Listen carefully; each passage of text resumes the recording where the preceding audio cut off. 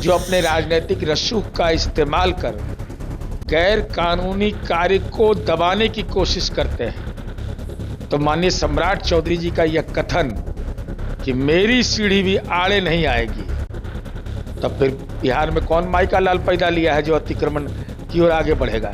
Netaji gift ले रहे हैं, नेताजी जमीन का दान ले रहे हैं, नेताजी संपत्ति की विरासत खड़ा कर रहे हैं, तो लालू जी को पटना में उनके परिवार को 43 बीघा जमीन कैसे आ जाएगा? 43 बीघा जमीन कहीं ऊपर से बरस जाएगा? हमको तो पटना में 1 कट्ठा जमीन नहीं है, इसका क्या मतलब होगा? 43 बीघा वाला सही है, कोई धन बल पर दबाव हमारी आवाज को दबा सकता है। नमस्कार, मेरा नाम आलोक है। आप लाइव स्टीज देख रहे हैं। बिहार में नई सरकार बनते के साथ अब बुलडोजर एक्शन की भी बात हो रही है। सम्राट चौधरी बिहार के मुख्यमंत्री हो चुके हैं। कल उन्होंने अपने विधानसभा क्षेत्र तारापुर में जाके कहा कि उनकी अपनी घर की सीढ़ी भी जब विकास के रास्ते में आई तो उस सीढ़ी को तुड़वा दिया गया है। बाकी की बात ही छोड़िए, हमारे साथ जेडीयू के मुख्य प्रवक्ता नीरज कुमार हैं।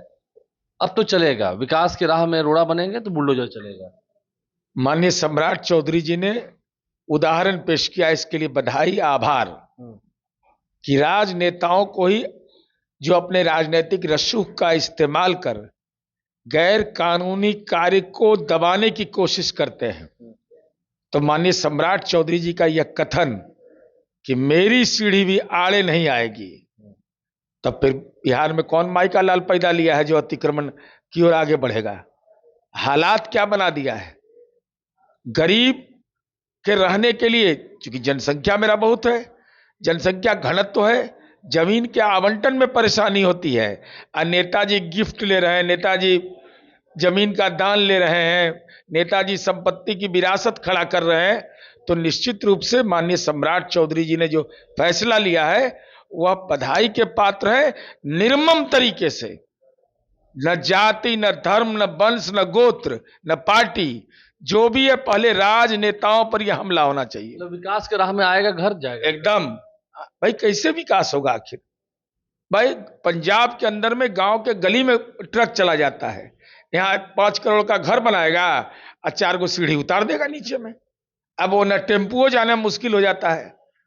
इसलिए ये जो एक बीमारी जो पैदा ली है बिहार के अंदर में, इसको निश्चित रूप से भाई अब कन्या विवाह मंडप योजना बनाना है, बेटियों के कन्यादान के लिए योजना बनाना है।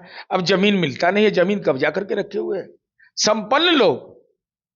ये हालात ये है कि जिनको कोई परेशानी नहीं है, तो उदाहरण तो पेश करना चाहिए।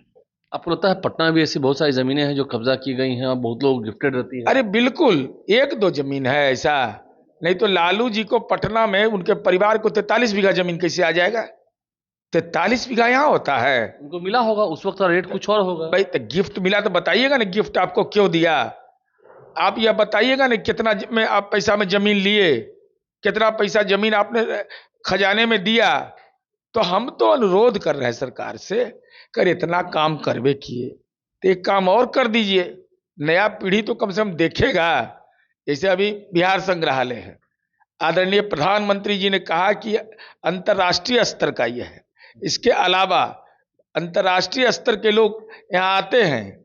और अंजनी बाबू का जो उसके एमडी डायरेक्टर है, मैंने जब देखा तो कहा भाई ये तो अद्भुत चीज है। अंडरग्राउंड टनल बन रहा है। हाँ, अंडरग्राउंड टनल बन रहा है। अंडरग्राउंड टर्मिनल अगर उधर बन रहा है, पूरब और दक्षिण की तरफ जा रहा है, तो जरा इधर भी चला जाए महुआबाग की ओर, वहां भी टर्मिनल बने।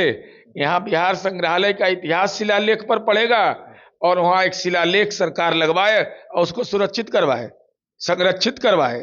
ये नहीं कि लगवा करके छोड़ दिए, नहीं, वहां बजाबता ड्यूटी दीजिए कि ये कोई उखाड़ नहीं पाए कि संपत्ति आया कहां से, इसका एराजी कितना है, जमाबंदी खाता नंबर क्या है, कितने में लिया गया, उस समय का रेट, रेवेन्यू रेट, उस सर्किल रेट क्या था। तो अपने रहने के लिए बना रहे हैं ना वैसा? भाई रहने के लिए तो ये रामचंद्र पूर्वे जी को ऐसा मकान क्यों नहीं, उदय नारायण चौधरी जी को क्यों नहीं, यादव समुदाय के जो भूमिहीन लोग हैं, जो बेचारा गौ पालन करना चाहता है, उसके पास जमीन भूभाग उपलब्ध नहीं होता है, जो दलित है, अल्पसंख्यक है, वह उसको रहने का घर नहीं है। तो मतलब अगर नियमता सही नहीं है तो उस पर भी आप कह रहे हैं बुलडोजर चलाया जाए? एकदम नियमता हो ही नहीं सकता है, नियम कहां से आएगा इसमें?